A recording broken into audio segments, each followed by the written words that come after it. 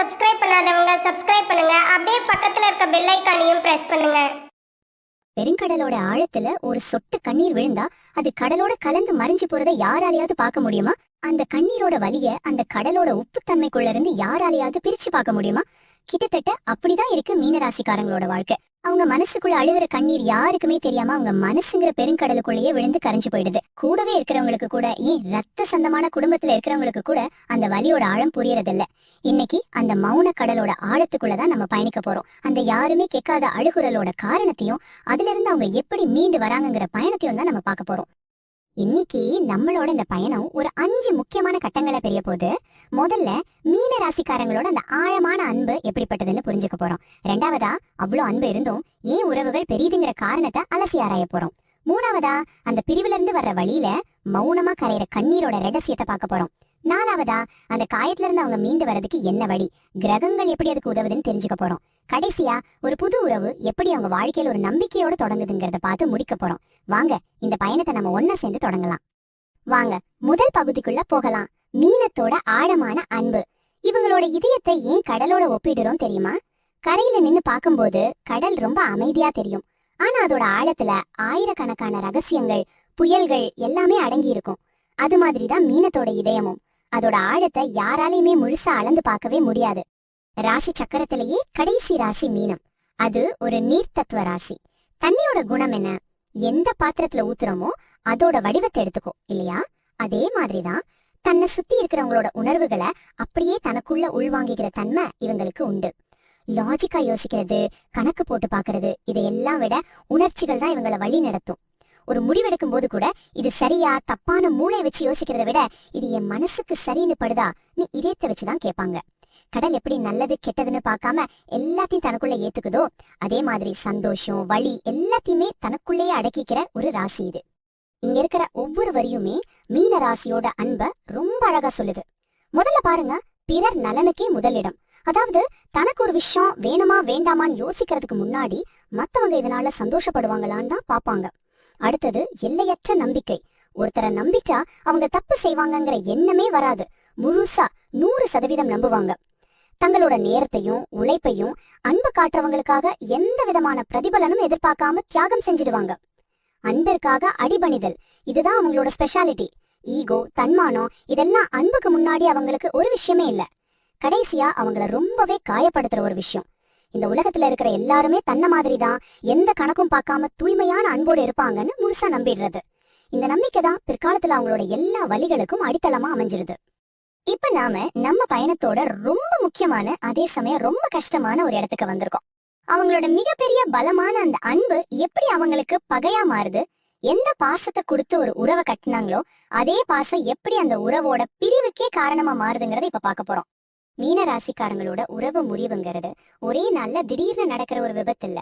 அது ரொம்ப மெதுவா கொஞ்சம் கொஞ்சமா விஷம் ஏறுற மாதிரி ஒரு வலி நிறைந்த பயணம். முதல் படியில அவங்க தங்கிட்ட இருக்கிற அன்பு, நம்பிக்கை எல்லாத்தையுமே கணக்கே பார்க்காம கொட்டுவாங்க. அடுத்ததா அந்த உறவுக்காக தங்களோட சொந்த விருப்பங்களை, உரிமைகளை, ஏன் சில சமயம் தங்களோட உணர்ச்சிகளை கூட மத்தவங்க கிட்ட முழுசா கொடுத்துடுவாங்க. நீங்க சந்தோஷமா இருந்தா போதும்னு தன்னை முழுமையா அர்ப்பணிப்பாங்க. ஆனா எப்ப ஒருத்தர் மட்டுமே கொடுத்துக்கிட்டே இருக்காங்களோ அப்ப அந்த இடத்துல சமநிலை தவறுது. மெல்ல மெல்ல அவங்க உணர்வுகளுக்கு மதிப்பு கிடைக்காத போது, அவங்க தியாகத்தை சாதாரணமா எடுத்துக்கிற போது ஏமாற்றம்ங்கிற புயல் அவங்க மனசுக்குள்ள உருவாக ஆரம்பிக்கும். கடைசியா அவங்க கொடுத்த பாசமே பாரமாகி, அவங்க காட்டுன அக்கறையே அவங்கள காயப்படுத்துற ஆயுதமா மாறும்போது அந்த பாசமே பகையாகி அந்த உறவு ரொம்ப கசப்பான ஒரு பிரிவுல முடிஞ்சிடுது. இந்த ஒரு வரி மீன ராசியோட மொத்த வலியையும் அப்படியே நம்ம கண்ணு முன்னாடி கொண்டு வந்து நிறுத்துது, இல்லையா? பொதுவா உறவுகள் பிரியும் போது பணப்பிரச்சனை, சொத்து பிரச்சனைன்னு வெளியில காரணம் சொல்லுவாங்க. ஆனா மீன ராசியை பொறுத்த வரைக்கும் அது உண்மையே இல்லை. அவங்களோட பிரிவுக்கு மிக முக்கியமான காரணம் அவங்க கொடுத்த அளவே இல்லாத பாசமும் கண்மூடித்தனமா வச்ச நம்பிக்கையும் தான். அந்த அன்பை மதிக்க தெரியாத ஒருத்தர்கிட்ட கொடுத்துட்டு அவங்களாலேயே காயப்படும் போது அந்த வலி அவங்களுக்கு ரொம்ப பெருசா தெரியும். இது ரொம்ப ரொம்ப முக்கியமான ஒரு பாயிண்ட். இதை நம்ம சரியா புரிஞ்சுக்கணும். மீன ராசி அவ்வளவு சுலபமா ஒரு உறவை விட்டு வெளியே வரவே மாட்டாங்க. 100 தடவை யோசிப்பாங்க, 1000 தடவை பொறுத்துப்பாங்க. எல்லாம் சரியாயிடும், அவங்க புரிஞ்சுக்குவாங்கன்னு கடைசி நிமிஷம் வரைக்கும் ஒரு நம்பிக்கையோட இருப்பாங்க. ஆனா திரும்ப திரும்ப ஒரே மாதிரி காயப்படும் போதும், தன்னோட உணர்வுகளுக்கு இங்க ஒரு துளி கூட மதிப்பில்லைன்னு அவங்க மனசு ஆழமா உணரும் போதும் அவங்க பிரிஞ்சு போறது கோபத்துல இல்ல, அது தாங்க முடியாத ஆதங்கம். நான் இவ்ளோ அன்பு கொடுத்தோம், இவ்ளோ செஞ்சோம், என்னையே புரிஞ்சுக்கலங்கிற மன வலியால இனிமேலும் அந்த உறவுல இருந்தா நம்மள நாமளே எழுந்துடுவோங்கிற ஒரு பயத்தால ரொம்ப வேதனையோட அந்த உறவை விட்டு விலகி போயிடுவாங்க. சரி, ஒரு உறவு முறிஞ்சு போச்சு, அந்த வலிய அவங்க எப்படி ஹேண்டில் பண்ணுவாங்க? இங்கதான் மீன ராசியோட தனித்துவமே வெளிப்படுது. மத்தவங்க மாதிரி கோவத்தை வெளியே காட்டுறதோ, நண்பர்கள் கிட்ட சொல்லி ஆறுதல் தேடுறதோ இவங்களுக்கு இயல்பா வராது. அவங்களோட அழுகுரல் யாருக்குமே கேட்காது. அது அவங்களோட மௌனத்துல மெல்ல மெல்ல கரைஞ்சு போயிடும். கொஞ்சம் யோசிச்சு பாருங்களேன், எவ்வளவு பெரிய வலியையும் ஆதங்கத்தையும் ஒரு மீன ராசிக்காரர் எப்படி கையாளுவாங்கன்னு நினைக்கிறீங்க? வெளியில சொல்லவே முடியாத அந்த பாரத்தை எப்படி தனியா சுமப்பாங்க? ஆமா, இந்த ஒரு வார்த்தை தான் அதுக்கு பதில். அவங்களோட மொத்த போராட்டமும் அவங்களுக்குள்ள மட்டுமே நடக்கிற ஒரு யுத்தம். வெளியில சிரிச்சிட்டு இருப்பாங்க, சகஜமா பேசிட்டு இருப்பாங்க, அவங்க வேலையை செஞ்சிட்டு இருப்பாங்க. ஆனா அவங்களுக்குள்ள ஒரு கடல் அழுதுகிட்டு இருக்கும், ஒரு புயல் அடிச்சிட்டு இருக்கும். அந்த மௌனத்துக்கு பின்னாடி இருக்கிற வலிய ரொம்ப நெருக்கமானவங்களால கூட கண்டுபிடிக்க முடியாது. இதுதான் அவங்க வழிமுறைகள். மனசுக்குள்ளேயே அழுது தீர்த்துப்பாங்க. நம்ம எல்லாருமே இதை உணர்ந்திருப்போம். சில சமயங்கள்ல நம்ம மனநிலையை சொல்ற மாதிரி ஒரு பாட்டு இருக்கும், அதை திரும்ப திரும்ப கேட்போம் இல்லையா? அது மாதிரி அவங்க வலிய அப்படியே பிரதிபலிக்கிற ஒரு பாட்டை இரவும் பகலுமா கேட்டு அந்த இசையிலையும் வரிகளையும் தன்னோட வலிய கரைப்பாங்க. தனிமையா இருக்க விரும்புவாங்க. அது தன்னைத்தானே குணப்படுத்திக்கிறதுக்கு அவங்க எடுத்துக்கிற ஒரு மருந்து. தன்னோட பலவீனத்தை யாருக்கும் காட்டக்கூடாது, தன்னோட வலியால மத்தவங்களை கஷ்டப்படுத்த கூடாதுன்னு நினைச்சு எல்லாத்தையும் தனக்குள்ளே பூட்டி வச்சுப்பாங்க. கடைசியா எல்லாம் சரியாயிடும்னு தனக்கு தானே ஆறுதல் சொல்லிக்கிட்டு அந்த பெரிய புயலை தனியாளா கடக்க முயற்சி பண்ணுவாங்க. இந்த மௌனமான வழியில இருந்து அவங்க எப்படி வெளியே வராங்க? அது வெறும் தனிப்பட்ட போராட்டம் மட்டும் இல்ல, அங்கே வானத்துல இருக்கிற கிரகங்களோட வழிகாட்டுதலும் இருக்குது. நம்மளோட உணர்ச்சிகளையும் எண்ணங்களையும் வழி நடத்துறதுல கிரகங்களுக்கு ஒரு பெரிய பங்கு இருக்கு. சில கிரகங்கள் வலிய அதிகப்படுத்தும், சில கிரகங்கள் அந்த வலிக்கான மருந்தா மாறும். இப்போ நீங்க பாக்குறது மீன ராசியோட மனசுக்குள்ள நடக்கிற ஒரு பெரிய போராட்டத்தை தான். ஒரு பக்கம் அன்புக்கும் உறவுகளுக்கும் காரகனான சுக்கிரன் பழைய நல்ல நினைவுகளை எல்லாம் திரும்ப திரும்ப கொண்டு வந்து காட்டி, இதெல்லாம் எப்படி மறப்ப, இனிமே இது மாதிரி நடக்குமான்னு கேட்டு மனசை காயப்படுத்திக்கிட்டே இருப்பாரு. மறக்க முயற்சி பண்ணும் போதெல்லாம் மனசை இன்னும் போட்டு பாடாப்படுத்துவாரு. ஆனா இன்னொரு பக்கம் மீனத்தோட அதிபதியான ஞானகாரகன் குரு பகவான் பட்டது போதும், நடந்தது உனக்கு ஒரு பாடம், இதுவும் உனக்கான வழின்னு ஒரு தெளிவை கொடுப்பாரு. கொஞ்சம் கொஞ்சமா அந்த வழியிலிருந்து மீண்டு வர்றதுக்கு தேவையான மன தைரியத்தையும் கொடுப்பாரு. சுக்கிரனோட இந்த பாச போராட்டத்துக்கும் குருவோட ஞானத்துக்கும் நடுல தான் அவங்களோட மீளும் பயணம் இருக்கு. இந்த மன போராட்டத்துல மத்த கிரகங்களுக்கும் பங்கு இருக்கு. உதாரணத்துக்கு புதன் சில நேரங்கள்ல அவங்கள சுய பழிக்கு தள்ளும். ஒருவேளை நான் தான் தப்பு பண்ணிருக்கணும், நான் இன்னும் கொஞ்சம் அட்ஜஸ்ட் பண்ணிருக்கலாமோன்னு மனசு குழப்பி அவங்களையே குற்றவாளியாக்க முயற்சி பண்ணும்.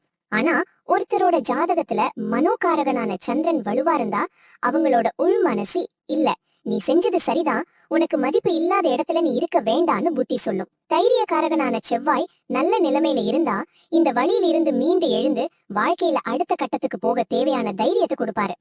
இதை விட ஒரு பெரிய மன கஷ்டம் இருக்கவே முடியாது. யோசிச்சு பாருங்க, அவங்க செஞ்சதெல்லாம் அன்பு கொடுத்தது மட்டும்தான். ஒரு உறவுக்காக தங்களால முடிஞ்சதை விட அதிகமா உழைச்சது மட்டும்தான். ஆனா அதுக்கு பதிலா அவங்கள ஒரு குற்றவாளி மாதிரி பார்க்கும்போது, அவங்களோட அன்பையே கேள்வி கேட்கும் போது அந்த வலி ரொம்ப கொடூரமானது. மீன ராசிக்காரங்க இந்த குற்ற உணர்ச்சியில இருந்து எப்போ வெளியே வராங்களோ, நான் கொடுத்தத அன்பு அது தப்பில்லைன்னு எப்போ உணர்றாங்களோ அப்பவே அவங்க அந்த மன அழுத்தத்தில இருந்து பாதி மீண்டு வந்துட்டாங்கன்னு அர்த்தம். வலியோட அந்த இருண்ட பாதை முடிஞ்சு இப்போ வெளிச்சம் தெரிய ஆரம்பிக்குது. இழந்த உறவுகளுக்கு அப்புறமா ஒரு புது ஆரம்பம் எப்படி இருக்கும்? ஞானத்தோட கிரகமான குருவோட பார்வை எப்படி அவங்களுக்கு ஒரு புது பாதுகாப்பான அத்தியாயத்தை எழுத வழிகாட்டுதுன்னு இப்ப பாக்கலாம். இவ்ளோ காயங்கள், இவ்ளோ போராட்டங்களுக்கு பிறகு மீண்டு வர்ற ஒரு மீன ராசிக்கு என்னதான் வேணும்? பெரிய மாளிகையோ பணமோ பொருளோ கிடையாது. அவங்க அதையெல்லாம் ஒரு பொருட்டாவே மதிக்கிறது இல்ல. அவங்களோட ஒரே தேவை, ஒரே எதிர்பார்ப்பு அவங்களோட உணர்வுகளுக்கு மதிப்பு கொடுக்கிற ஒரு உறவு. அவங்க காட்டுற அக்கறையை அலட்சியப்படுத்தாத, அவங்க கண்ணீரை கேலி செய்யாத, அவங்களோட மௌனத்தோட ஆழத்தை புரிஞ்சிக்க முயற்சி பண்ற ஒரு இதயம், இது ஒண்ணு மட்டும்தான் அவங்களோட ஒரே எதிர்பார்ப்பா இருக்கும். இதுதான் பிரபஞ்சம் மீன ராசிக்காரங்களுக்கு கொடுக்கிற ஒரு மிகப்பெரிய பரிசு. அவங்க பட்ட கஷ்டங்களுக்கு, அவங்க சிந்திய கண்ணீருக்கு கிடைக்கிற ஒரு வரம். அவங்களோட ராசி அதிபதியான குரு பகவானோட பார்வைப்படும் காலங்கள்ல அமைகிற ஒரு உறவு, அது சாதாரண உறவு கிடையாது. அது உங்களோட உண்மையான மதிப்பை தெரிஞ்ச, உங்களை காப்பாத்த வந்த, உங்க காயங்களுக்கு மருந்தா வந்த, உங்களை அடுத்த கட்டத்துக்கு உயர்த்த போற ஒரு தெய்வீக உறவா அமையும். அந்த உறவு உங்களை அழவிடாது. ஒருவேளை நீங்க அழுதாலும் அந்த கண்ணீரை துடைக்க அது உங்க கூடவே நிற்கும். மீனராசி அன்பர்களே, கடைசியா உங்களுக்காக சில வரிகள். ஒண்ணு மட்டும் எப்போதுமே ஞாபகத்துல வச்சுக்கோங்க, உங்களோட அந்த ஆழமான அன்பு ஒரு பரிசு, அது ஒரு குறைபாடு கிடையாது. மௌனமா நீங்க அனுபவிக்கிற வழி உண்மையானது.